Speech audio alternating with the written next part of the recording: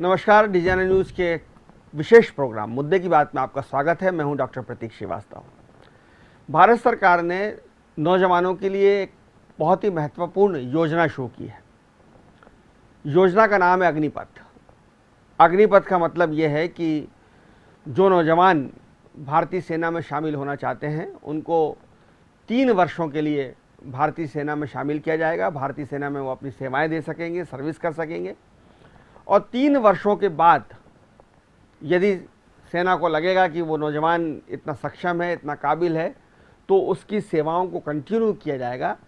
Otherwise 3 वर्ष बाद उनकी सेवाएं समाप्त हो जाएंगी और वो सेना का अनुभव लेकर, सेना से सीख कर, समझ कर राष्ट्र के दूसरे कामों में अपना योगदान देगा। निश्चित रूप से एक बहुत महत्वपूर्ण सेवा है और दुनिया के बहुत सारे देशों में मिलिट्री ट्रेनिंग अनिवार्य भी होती है। और ये जो नौजवान भारतीय सेना में 3 वर्ष देंगे, इनको अग्निवीर कहा जाएगा। लेकिन सवाल ये है कि क्या ये योजना कामयाब होगी? सवाल ये भी है कि क्या इस योजना का लाभ देश को, खासकर सेना को मिल पाएगा? और सवाल ये भी है कि 3 साल सेना में काम करने के बाद नौजवान के भविष्य का क्या होगा और वो आगे क्या करेगा? इन्हीं तमाम विषयों पर चर्चा करने के लिए मेरे साथ मौजूद हैं कर्नल निखिल दीवान जी। आप सेना के विशेषज्ञ हैं, रक्षा विशेषज्ञ हैं। फौज में रहते हुए उन्होंने लड़ाइयाँ लड़ी हैं, सीमा पर ड्यूटी दी है, तैनाती रही है उनकी, और एक अनुभव के साथ साथ उनके पास दृष्टिकोण है, विज़न है और बहुत सारे रक्षा संबंधी विषयों पर वो अपनी बेबाक टिप्पणियाँ देते रहते हैं। आपका स्वागत है कर्नल साहब। धन्यवाद, थैंक यू, जय हिंद। कर्नल साहब, ये जो योजना है इसको आप किस रूप में देखते हैं कि बहुत सारे देशों में ये अनिवार्य है कि मिलिट्री ट्रेनिंग होना चाहिए और ब्रिटिश शाही परिवार के लड़के भी मिलिट्री ट्रेनिंग में जाते हैं, तो इसको आप किस तरह से देखते हैं? देखिए, इसको हम 2-3 मुद्दों के ऊपर पहले बातचीत करेंगे कि ये स्कीम जो अभी ऑन पेपर तो आई नहीं है, पर काफ़ी इसके ऊपर सोच विचार चल रहा है। काफ़ी सारे media houses, news channels, newspapers और इवन सोशल मीडिया पे चल रहा है। तो इसको 3 मुद्दों पे बात करेंगे। पहला है कि ये सोचा क्यों गया। ये सोचा इसलिए गया कि 1 जनवरी 2004 के बाद से सेंट्रल गवर्नमेंट में पेंशन्स बंद करके न्यू पेंशन स्कीम लागू की गई है, जिसमें कि 10% बेसिक का और डीए मिला के जो एम्प्लॉय है वो कंट्रीब्यूट करेगा और इक्वल अमाउंट जो है वो एम्प्लॉयर मतलब गवर्नमेंट ऑफ इंडिया कंट्रीब्यूट करेगी। पर ये न्यू पेंशन स्कीम सेना के लिए एप्लीकेबल होना थोड़ा सा डिफिकल्ट है, क्योंकि एक नॉर्मल सेंट्रल गवर्नमेंट एम्प्लॉय 55 से लेकर 60 साल की उम्र तक जॉब करता है, तो तब तक उसका रिटायरमेंट एज 60 है, तो उनका कंट्रीब्यूशन भी बहुत ज्यादा, मेडिकल सेवाओं में डॉक्टर वगैरह हैं तो 65 है, तो उनका कंट्रीब्यूशन भी बहुत ज्यादा हो जाता है। और चूंकि इतने साल वो सर्विस करते रहे तो हर साल का उनको इंक्रीमेंट वगैरह मिला के उनकी एक जो सैलरी जो सेविंग भी हो जाती है, इंक्रीमेंट प्लस डीए मिला के उनकी सैलरीज भी बहुत ज़्यादा हो जाती है। सेना का एक जवान, क्योंकि सेना को अभी जवान रखना है, वो 35-36 साल में रिटायर हो जाता है जब उसके बच्चे बहुत छोटे छोटे होते हैं, और उस समय उसकी जो कंट्रीब्यूशन न्यू पेंशन स्कीम में रहेगा वो इतना कम रहता है कि उससे वो अपना घर भी नहीं चला पाएगा। तो मेन मुद्दा ये था कि सेना की किस तरह से पेंशन बिल को कम किया जाए।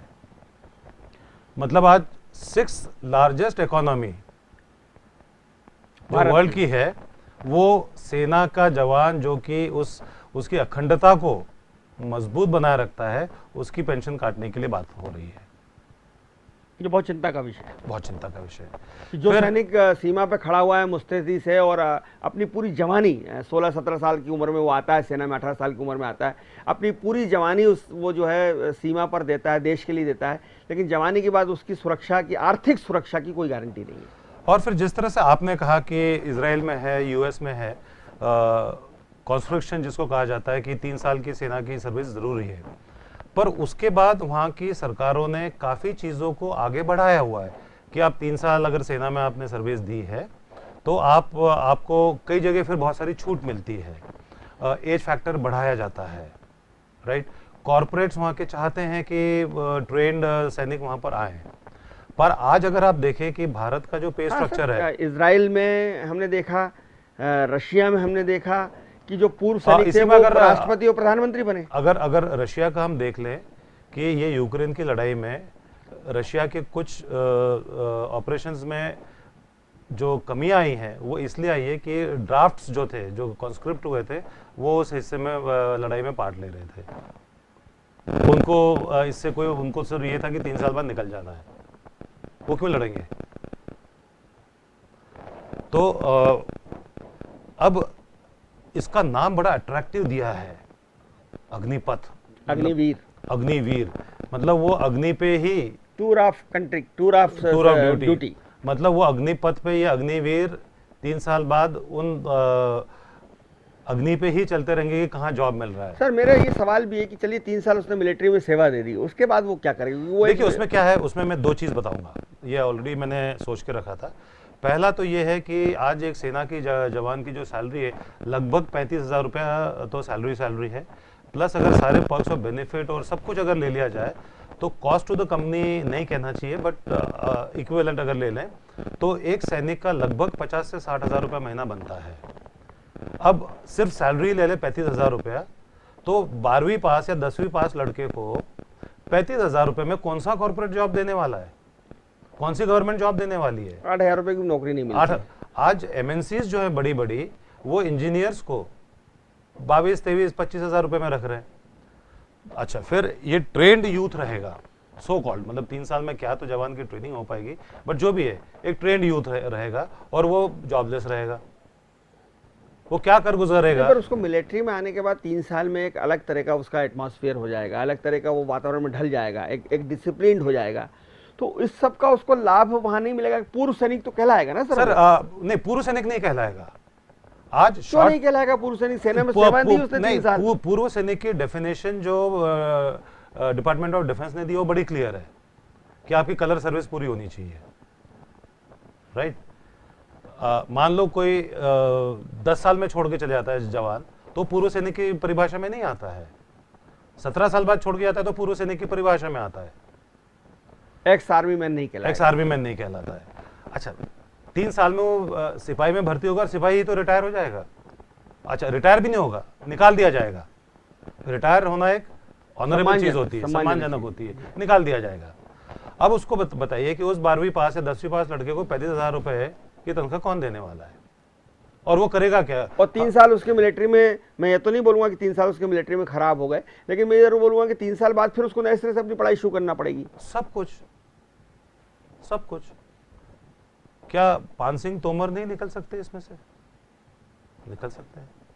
अच्छा, अब जो ये है कि सेना का पेंशन बिल सबकी आंखों में चुभ रहा है, सबसे बड़ी छठी इकोनॉमी को। तो मेरा उसमें ये कहना है कि आप सेना का पेंशन बिल कम करना चाहते हो, करेक्ट। अब 2 हिस्सों में 2 बड़े अच्छे हिस्से हो गए, एक डिफेंस मिनिस्ट्री और दूसरा हो गया डिपार्टमेंट ऑफ मिलिट्री अफेयर, जो कि सीडीएस के अंडर में आता है। ठीक है, आज कोई सीडीएस है नहीं, पर आगे आने वाले समय में हो जाएगा।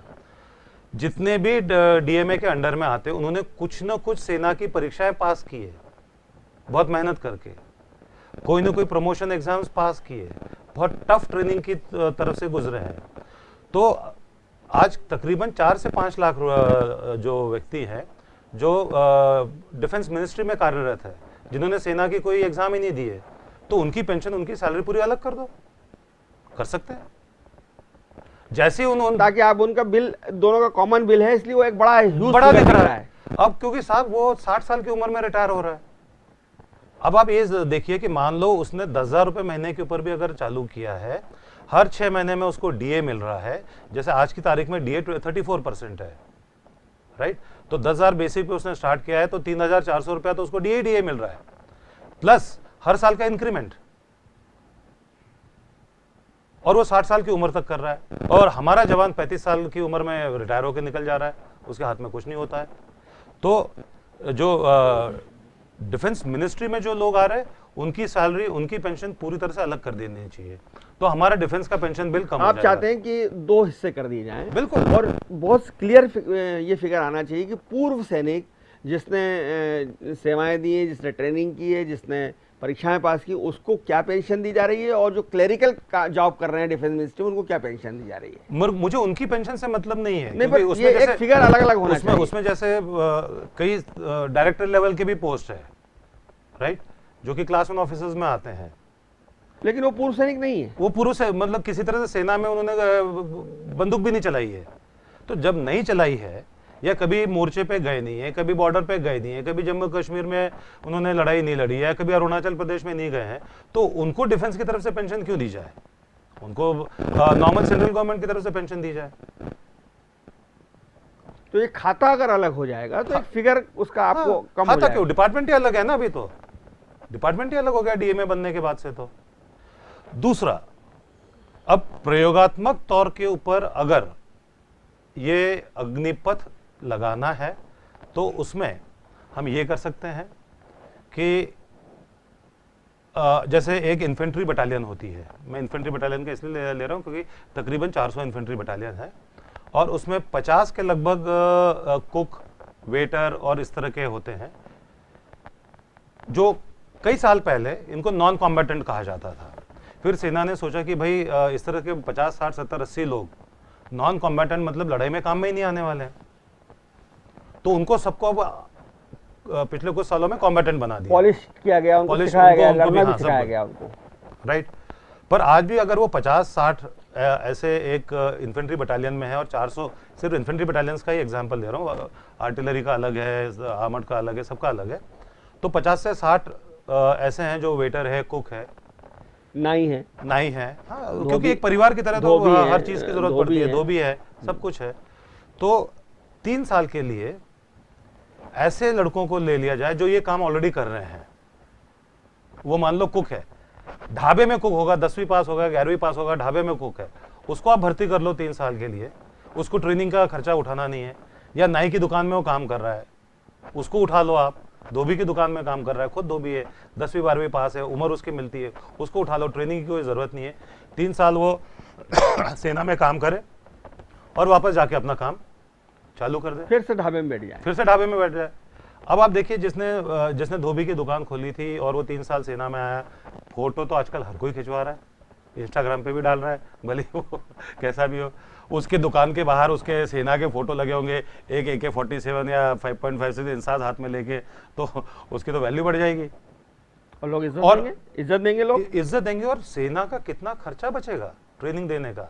आज मान लो एक XYZ लड़के को ले लिया कि चल भाई तू कुक में भर्ती हो जा, क्योंकि मैं ट्रेनिंग सेंटर में रहा हूँ, उन कुक्स को ट्रेन करने में 4-4, 5-5 महीने लग जाते हैं। नहीं सर, पर सरकार का सोच ये है कि जो नया स्टफ जो आएगा, क्रीम स्टफ जो आएगा ना 3 साल के लिए, उसमें बहुत अच्छे लड़के भी कुछ आएंगे, उनको सेना कंटिन्यू करेगी। देखिए क्या ये जो दूसरा अब क्या हुआ था, मैं आपको बताता हूँ। ये टूर ऑफ ड्यूटी जब 2-2.5 साल पहले आया था, तो फेसबुक पे हंगामा मच गया था और सारे पगले हो रखे थे कि अरे मैंने ज्वाइन करा, अरे मैंने ज्वाइन करना है। मैं सवाल सबसे ये पूछता रहा कि बेटा 3 साल बाद क्या करेगा? इसका जवाब आज किसी के पास नहीं है। मैं दर्शकों से पूछना चाहूंगा कि आप अपने बच्चे को 3 साल के लिए सेना में डालना चाहोगे? अरे वो एनसीसी में नहीं डालते हैं, जबकि एनसीसी UOTC करके 1942 में एस्टैब्लिश हो गई थी। उसको जिस बच्चे को 3 साल की ट्रेनिंग मिल गई, तो वो कश्मीर का आसान क्षेत्र है, अरुणाचल का आसान क्षेत्र है, असम का आसान क्षेत्र है, बंगाल में अशांति है, वहाँ ही अपने क्षेत्र में रहेगा बच्चा, तो उस इलाके को तो महफूज रख पाएगा। एक चीज बताइए, उसके हाथ में न कोई पिस्तौल रहेगी 3 साल बाद, कोई वेपन नहीं रहेगा। उस कॉलोनी में से एक या दो भी, एक ही हो सकता है इतने बड़े भारत में से। एक कॉलोनी की अगर मैं बात कर लूं तो एक होगा, वो एक क्या कर लेगा? क्योंकि उसी कॉलोनी में अगर आप जाएंगे और देखेंगे तो कम से कम 10 एनसीसी के कैडेट जरूर मिल जाएंगे, क्योंकि बहुत पुरानी एनसीसी चल रही है। जैसे मैंने बोला 1942 से चल रही है, 1948 में वो एनसीसी बनी, बट 1942 में यूओटीसी करके थी। तो क्या उन एनसीसी कैडेट्स का, जो आज से 30 साल पहले एनसीसी कैडेट थे या 40 साल पहले एनसीसी कैडेट थे, उसका देश को कुछ फायदा मिल रहा है? क्योंकि आज अगर मैं एनसीसी का खर्चा अगर आपको बता दूं, तो ये जब कैंप में जाते हैं तो एक दिन का इनका राशन मनी 150 रुपए है। 3 लाख कैडेट 10 दिन के लिए जा रहे हैं, 150 के हिसाब से आप गिनती कर लो। और वही जब हम सेना में, अगला मैं एक मुद्दा इसमें, जैसे ये एग्जाम्पल मैंने दिया कि ये 50 जो है धोबी, नाई, कुक वगैरह जो इस जॉब में ऑलरेडी है, इनको कम से कम ट्रेनिंग देके हम अगले 1.5 या 2 महीने में ऑपरेटिव एक बटालियन में कर सकते हैं। दूसरा हम ये कर सकते हैं कि जिन लड़कों ने डिप्लोमा किया है, जैसे इलेक्ट्रिकल में किया है, मैकेनिकल में किया है, सिविल में किया है, कारपेंट्री में किया है, IIT पास है, ITI पास है, ITI पास है, राइट, उनको आप ले लो। उनको ट्रेड ट्रेनिंग जिसको हम कहते हैं वो देने की जरूरत नहीं है। 2 महीने की परेड उनको सिखा दो, क्योंकि 3 साल बाद तो वैसे जाना है, तो सिर्फ वो गाड़ी सुधार लेंगे वो सब। और सेना से 3 साल बाद बाहर निकलने के बाद में वो फिर इसी जॉब में आ जाएंगे। और उनको आज ITI डिप्लोमा वालों को कॉर्पोरेट ऐसे उठाती है, इंजीनियर्स को कम उठाती है। तो उनको एक अच्छा वेल ट्रेंड एक्सपीरियंस में मिल जाएगा और सेना का खर्चा बच जाएगा। वो जो मैं बात पे आपको लाना चाह रहा हूं कि जो सरकार का उद्देश्य है कि हर व्यक्ति को मिलिट्री की ट्रेनिंग मिलना है। सरकार का उद्देश्य पेंशन बिल कम करना है सर, मिलिट्री ट्रेनिंग देना नहीं है। इससे पेंशन बिल कैसे कम होगा? पेंशन बिल ऐसे कम होगा कि आज मान लो एक जैसे मैंने ये 50 का ही एग्जांपल मैं फिर से दोहरा रहा हूं कि इन 50 व्यक्ति रिटायर होंगे, इन 50 व्यक्ति की को पेंशन देना पड़ेगी, राइट। तो इन 50 के बजाय उन 50 में से 25 जो है वो Agniveer, so called question mark के साथ में अग्निवीर हैं, इनको पेंशन नहीं देना पड़ेगी, 25 को देना पड़ेगी, पेंशन हाफ हो गई। मतलब पेंशन बिल बचाने के चक्कर में आज जो विश्व में जियोपॉलिटिक्स चल रहा है कि पाकिस्तान कैसा सभी को पता है, श्रीलंका में क्या हो रहा है सभी को पता है, चाइना में क्या हो रहा है सभी को पता है। आज हम एक माउंटेन कोर खड़ी करने की बात कर रहे हैं चाइना के खिलाफ, और उस समय हम बात कर रहे हैं कि 3 साल के लिए कोई आएगा और वो क्या सियाचिन में जाएगा? मुकर गया जाने से। नहीं, वो तो उस काबिल ही नहीं होगा ना। जब तक आप कल एक मैं BSF के IG साहब से बात कर रहा था तो उनका टफ ट्रेनिंग के बिना जवान तैयार ही नहीं होता है। अब आप बताइए कि मतलब फिर ये हुआ कि ये जो अग्निवीर अग्निपथ वाले हैं ये सिर्फ पीस लोकेशन में जैसे ग्वालियर हुआ या अहमदाबाद हुआ इन्हीं बटालियंस में डाले जाएं। अब इन बटालियन में डाले जाएंगे तो जिन जवानों को पीस पोस्टिंग चाहिए कि भाई 2 साल सियाचिन करके आया है तो उसको अहमदाबाद की पोस्टिंग मिल ही नहीं रही है। क्यों? क्योंकि वहाँ अग्निवीर बैठे हुए हैं और अग्निवीर को हम सियाचिन भेज नहीं सकते, अग्निवीर को हम LOC पे भेज नहीं सकते, अग्निवीर को हम चाइना बॉर्डर पे भेज नहीं सकते, अग्निवीर को हम नक्सल के खिलाफ लगा नहीं सकते। एक बात जरूर है कि ऑफिसर लेवल पे इवन जैसे 65 की लड़ाई हुई या 62 की हुई या 71 की लड़ाई हुई या जो मेरे कोर्स ने लड़ाई देखी है श्रीलंका वाली कि 2 महीने के कमीशन के बाद में आज सेकंड लेफ्टिनेंट अरुण खेत्रपाल परमवीर चक्र, पर वो फिर उस कड़ी प्रक्रिया से गुजर के ऑफिसर बना है। जवानों में इतनी कड़ी प्रक्रिया है नहीं। ट्रेनिंग हुई है, उसकी ट्रेनिंग हुई है। ट्रेनिंग बहुत कम हुई थी अरुण की भी, सॉरी अरुण सर की बहुत कम हुई थी, बट वो उस लीडरशिप की परीक्षा से गुजरा है जिसको सर्विसेज सिलेक्शन बोर्ड इंटरव्यू बोलते हैं।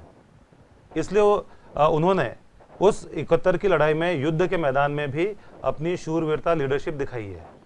पर यही चीज जवानों के ऊपर एप्लीकेबल नहीं होती क्योंकि वो इस प्रक्रिया से नहीं गुजरे हैं। वो सिर्फ नॉर्मल दौड़, हाइट, हेल्थ और नॉर्मल मेडिकल से गुजरे हैं, बहुत ही नॉर्मल परीक्षा से गुजरे हैं। अब कई सोशल मीडिया और न्यूज़पेपर्स में आ रहा है कि 2 साल से भर्ती बंद थी इसलिए कई बच्चे जो है वो ओवर एज हो गए। अरे तो वो इंतजार क्यों करते रहे? भर्ती जो बंद हुई है वो कोविड की वजह से हुई है, वो पूरे विश्व में हुई थी। आपने तब तक अपना ऑल्टरनेटिव करियर क्यों नहीं प्लान किया है? क्या सेना सबको जॉब देने के लिए थोड़ी बनी है? बताइए आप। सेना बनी है देश की अखंडता को और मजबूत करने के लिए, देश की सिक्योरिटी के लिए, देश की रक्षा के लिए, इंटरनल और एक्सटर्नल सिक्योरिटी के लिए। और ज्यादातर तो उसका इस्तेमाल एक्सटर्नल सिक्योरिटी के लिए होना चाहिए, इंटरनल में कम होना चाहिए, बहुत ही जरूरी हो तो होना चाहिए। अब आप फिर मेरा एक मुद्दा आपसे है या मैं पूछना चाहता हूं कि जैसे आज संयुक्त राष्ट्र के अंडर में हमारे कई सारे सैनिक बहुत सारे देशों में डिप्लॉयड है, क्या आप अग्निवीर को भेजोगे? नहीं भाई नहीं, अब आप बताइए, मान लो मैं एक एक्स बटालियन का काबिल ही नहीं है ना सर। मैं एक एक्स बटालियन का नाम लेता हूं, एक्स बटालियन कॉन्गो जाना है, पर उसमें 100 अग्निवीर आ गए, तो कांगो में क्या करेंगे वो? उसको वो एक्स बटालियन ले जाएगी? तो सही रास्ता क्या होना चाहिए? चलिए, मैं बहुत जबरदस्त समर्थक हूं इस बात का कि देश के हर नागरिक के लिए मिलिट्री ट्रेनिंग अनिवार्य होना चाहिए। ये मैं सर, मिलिट्री ट्रेनिंग एनसीसी के तौर पे है। नहीं सर, वो कोई परेड कर लेना वो कोई ट्रेनिंग होती है क्या? अरे कदम ताल कर लिया, मैं आपको बताता हूं, पॉलिश एक एनसीसी कैडेट कम से कम 500 राउंड फायर करता है, 200 से 500 राउंड फायर करता है। एक राउंड की कीमत 50 रुपए है। इंसास के एक राउंड की कीमत 50 रुपए है, और 100-200 राउंड तो फायर करता ही करता है 3 साल की एनसीसी ट्रेनिंग में। हथियार चलाना थोड़ा बहुत सीख जाता है, परेड करना थोड़ा बहुत सीख जाता है, राइट? अब क्या वही चीज हम अग्निवीर पे ला सकते हैं? आज अगर मैं उसको एलओसी में तैनात होता है, मैं बोलता हूं कि इस नाले में तुमने गश्त लगाना है, एनसीसी कैडेट लगा सकता है? नहीं, वो भी नहीं लगा सकता, क्योंकि उनको वो सैनिक नहीं है, वो कैडेट है, ये सैनिक है, भले 3 साल के लिए है। इसके जो सॉल्यूशंस, जो अगर ये लागू ही करना है और बहुत ही ट्रायल बेसिस पे करना है, वैसे सेना के साथ में ट्रायल होना नहीं चाहिए, हाँ, ये प्रयोग सेना प्रयोग का विषय नहीं है, प्रयोग का विषय नहीं है। फिर भी अगर करना है तो जैसे मैंने बोला कि जिन्होंने आईटीआई डिप्लोमा किया है, जो ऑलरेडी टेक्निकली ट्रेंड है, उनको थोड़ी बहुत परेड करा दो, या जो अपनी ट्रेड में काम कर रहे हैं, जैसे नाई की दुकान में काम कर रहा है वो, है ना। तीसरा ये है इसमें कि या तो पूरी पॉलिसीज चेंज हो कि जो सेना में से निकलेगा, हर एक कॉर्पोरेट हाउस में 10% वैकेंसीज उसके लिए होना चाहिए। पर वो कॉर्पोरेट हाउस 12वीं पास वाले को क्यों लेगा, और क्या जॉब कराएगा उससे? क्योंकि सर आप कॉर्पोरेट हाउस की बात कर रहे हैं, सरकार के अंदर ही आज पूर्व सैनिकों ने मध्य प्रदेश में विरोध कर रहे हैं कि जो पुलिस की भर्ती हुई उसमें पूर्व सैनिकों को जगह नहीं मिली, उनको आरक्षण नहीं मिला है। बिल्कुल। अच्छा, जो आप कह रहे हैं उसी पे मैं आ रहा था एक्चुअली, कि ये 3 साल बाद कंपलसरी कर दिया जाए कि CAPF, central arm police forces जो है, उसमें इन्हीं को लिया जाए। पर फिर वो सीआरपीएफ या बीएसएफ क्यों मानेगी, जबकि उनका भी पैसा बचता है कि उनको एक ट्रेंड सिपाही मिल रहा है, पर वो नहीं मानेंगे। गोली चला लेगा ये ट्रेंड 3 साल में, तो सिखा देंगे गोली चला लीजिए। देखिए ये एक गोली चलाना तो बहुत आसान है, क्यों? क्योंकि यूं करना है, गोली टारगेट पे लगने के लिए सालों साल लग जाते हैं। मैं वो टारगेट की बात कर रहा हूँ, गोली चलाना तो हवा में मैंने भी चलाई है शादी वादी के अंदर, वो थोड़ी बात है। नहीं, मतलब यूं उठा के टारगेट पे मारने के लिए भी बड़ी ट्रेनिंग लगती है। सामने खड़ा और हाथ ना कांपे, हाँ, वो बहादुरी है। हर्ष फायर करते हुए शादी में, बारात में, दूल्हे की उसमें, वो तो ऐसे तो खूब हर कोई चला लेता है। और सिर्फ गोली चलाना ही नहीं, देखिए क्या है, आज हम सेना को सिर्फ एक गोली चलाने के नाम पे नहीं, मिसाइल है, ड्रोन्स है, टैंक्स है, आर्टिलरी गन्स है, AK-47 है। AK-47 तो चलो फिर भी गोली चलेगी, पर आप मिसाइल का सोचो, चलती है ना सर उसमें। पर मिसाइल का सोचो ना आप, 8 से 10 लाख की एक मिसाइल है। मान लो जैसे मेरी जो रेजिमेंट है मैकेनाइज्ड इन्फेंट्री, इसका मेन जो वेपन सिस्टम है वो मिसाइल है, राइट? कि एंटी टैंक मिसाइल हम फायर करते हैं, 10 लाख रुपए की मिसाइल। मेरे बटालियन का कमांडिंग ऑफिसर वो अग्निवीर वाले को हाथ लगाने देगा वो मिसाइल को? क्यों? क्योंकि उस मिसाइल को लॉन्च करने की ट्रेनिंग ही 6-6, 7-7 महीने चलती है। कितने सारे तो सिमुलेटर पे उसको फायर करना पड़ता है। जब तक फिर सिमुलेटर पे परफेक्शन नहीं आता है, तब तक उसको व्हीकल में बिठा के उसको ऑपरेट ही नहीं करने दिया जाता है। नहीं, और 10 लाख की मिसाइल है वो, ठीक है, गलत छूट गई, सही जगह पे नहीं गई। और जैसे अभी पाकिस्तान में हमारी मिसाइल गिर गई थी, वैसे कोई रिहायशी इलाके में गिर गई और अपने देश के रिहायशी इलाके में गिर गई। चलिए दुश्मन में गिरे तो भी ठीक है। तो बहुत सारी विसंगतियां हैं, बहुत सारी है। मतलब इन अग्निवीरों की एम्प्लॉयबिलिटी क्या रहेगी? तो कर्नल साहब, मतलब कुल मिला के ये जो अग्निपथ अग्निवीर योजना है, आप इसके बहुत खिलाफ है? मैं खिलाफ, देखिए मैं उस सेना से हूं, इसलिए मैं उसके खिलाफ नहीं जा सकता, क्योंकि अगर ये डिसीजन लिया गया है तो या तो सोच समझ के लिया गया है तो अच्छा है, पर उसमें कुछ विसंगतियां जो है उनको हमने दूर करना, या उनके बारे में दूर करने के बजाय सोच विचार करने के लिए मैं आपके साथ में आपके समक्ष आया हूँ। उसमें मैंने 2-3 जो सुझाव दिए, पहला ये है कि डिफेंस मिनिस्ट्री और डिपार्टमेंट ऑफ मिलिट्री अफेयर्स को टोटली अलग कर दिया जाए। दूसरा ये है कि अगर अग्निवीर लेना ही है तो वो डिप्लोमा वाले ले लो, जिनके और ट्रेनिंग का दूसरी खर्चा नहीं सेवाएं जो लगे, कर रहे हैं ड्राई क्लीनिंग मिला के उनको ले लो। उनको ले लो। पर अब ये प्रयोगात्मक तौर के ऊपर अगर चलेगा, मान लो 3 साल में 100 मतलब 300 बच्चों का क्या भविष्य बिगाड़ते आएगा प्रयोग के लिए? क्या वो गिनी पिग्स हैं? उससे अच्छा अभी क्या है, जैसे अच्छा मैं आपको एक चीज बताता हूँ। सवाल मेरा ये है कि मान लीजिए 3 साल के लिए वो बच्चा आया और युद्ध में या सीमा पर या किसी हादसे का शिकार हो गया, किसी उसका शिकार हो गया, तो फिर सरकार उस बच्चे को क्या करने वाली है? अब वैसे तो ये है कि बैटल कैजुअलिटी अगर है, ठीक है ना, तो वो बैटल कैजुअलिटी कितनी भी सर्विस का हो, किसी भी रैंक का हो, तो उसको उस हिसाब से कॉम्पनसेटरी पैकेजेस दिए जाते हैं। तो अगर ये अग्निवीर भी, मैं नहीं चाहूँगा कि इस देश के किसी भी जवान की कहीं पर भी शहादत हो, क्योंकि हमने दुश्मन को मारना है, ना कि खुद मरना है। शहादत नहीं होना चाहिए, पर अगर हो जाती है, युद्ध में होती है, तो उसको पूरा कॉम्पनसेटरी पैकेज देने का सरकार ने ऐलान करना चाहिए। अब इसमें यह भी हो सकता है, वो अग्निवीर देखेगा कि भाई 3 साल बाद तो मैंने निकल ही जाना है, और मैंने उसको एलओसी के नाले पे पेट्रोलिंग के लिए भेजा, वो जाके नाले में गिर गया, हड्डी तोड़ा ली कि साहब वो मिलिटेंट के पीछे भाग रहा था और मेरी हड्डी टूट गई, अब मुझे कॉम्पनसेशन दो। फिर ये आपके पास आने के पहले मैं ऑफिशियल सीक्रेट एक्ट भी पढ़ रहा था। वो ऑफिशियल सीक्रेट एक्ट तमाम उम्र के लिए होता है। जैसे मैंने आपके साथ में इतनी बार चर्चाएं की, जो मेरे दिमाग में सेना के ऑपरेशनल प्लान है वो मैंने आपको कभी नहीं बताए हैं। क्या वो अग्निवीर सेना के ऑपरेशनल प्लान्स के बारे में नहीं जानेगा? इतना गंभीर होगा क्या? इतनी मैच्योरिटी होगी इसमें? होगी। फिर आपने तो एक लंबी सेवा दी है, आप कर्नल के रैंक तक पहुंचे हैं, तो आप में वो मैच्योरिटी है। लेकिन वो 3 साल का आदमी, वो तो हो सकता है कि दोस्तों में बैठ के बड़ी बड़ी हाँकते हुए कह दे, यही है।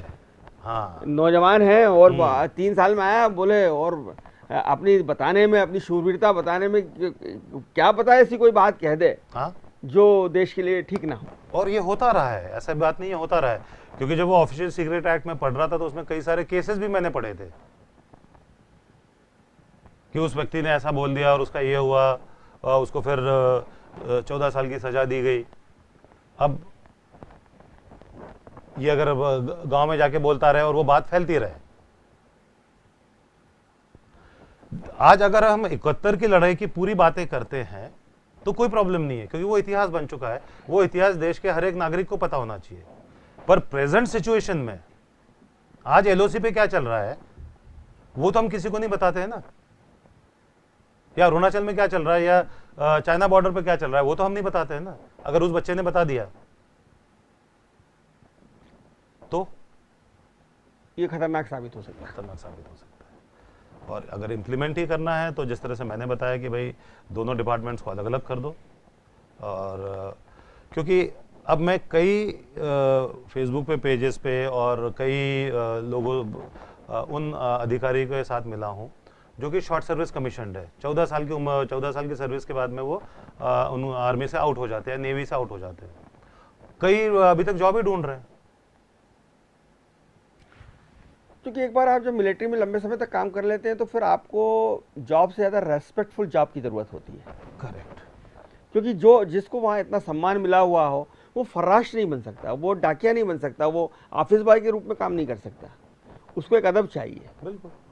अब वो 3 साल की सर्विस के बाद में अग्निवीर आपके यहाँ आएगा जो 40-50 हज़ार रुपया कमा रहा है, और आप उसको किस तरह का जॉब देंगे अपने ऑफिस में?